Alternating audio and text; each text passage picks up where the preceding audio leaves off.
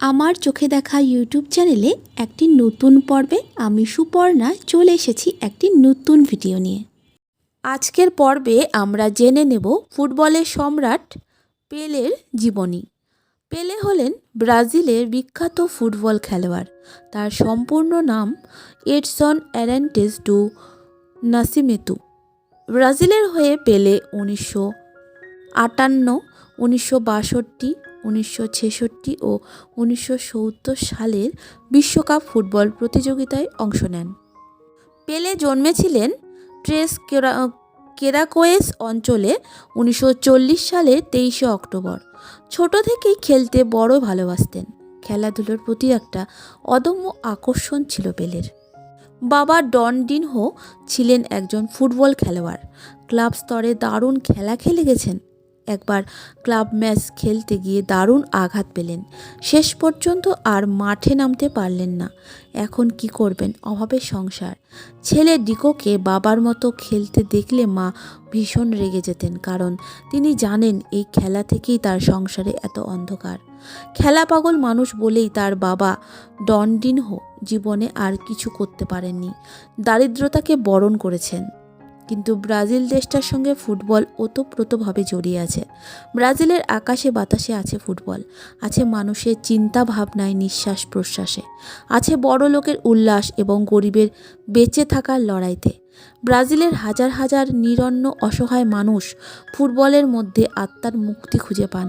কাজেই তিনি কি করে ফুটবলের জগৎ থেকে ডিকোকে সরিয়ে দেবেন।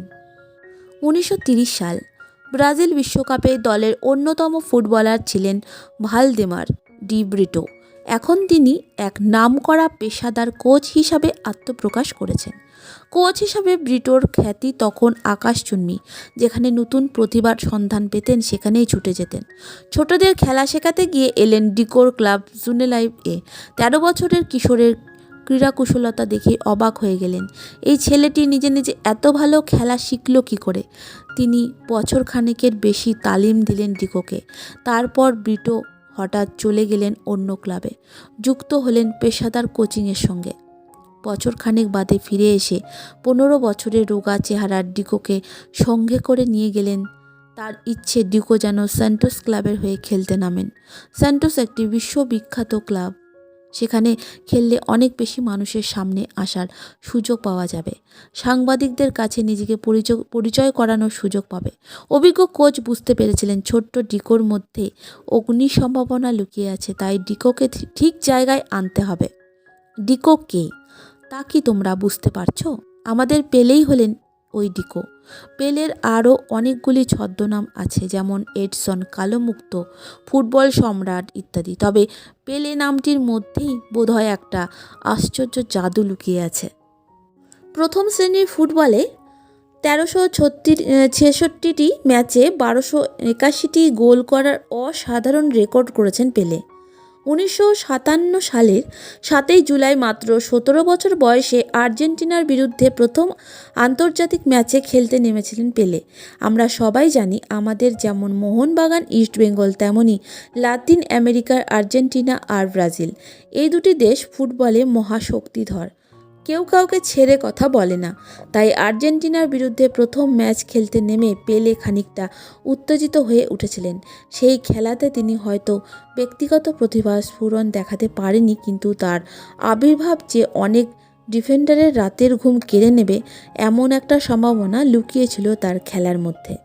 1958 ফিফা ফুটবল বিশ্বকাপ খেলা পেলের জীবনের প্রথম বিশ্বকাপ। এই বিশ্বকাপে তিনি মাত্র 17 বছর বয়সে ব্রাজিলের জার্সিতে মাঠে নামার সুযোগ পান। এই বিশ্বকাপে তার করা গোলের সংখ্যা 6টি। তার প্রথম বিশ্বকাপে তিনি অসাধারণ প্রতিভার পরিচয় রাখেন বিশ্বের কাছে।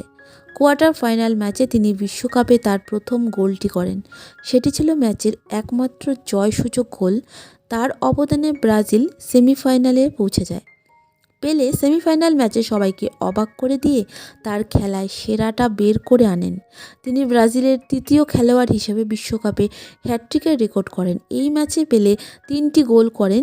4-1 ব্যবধানে ব্রাজিল প্রতিপক্ষ ফ্রান্সকে পরাজিত করে বিশ্বকাপ ফাইনালে ওঠে।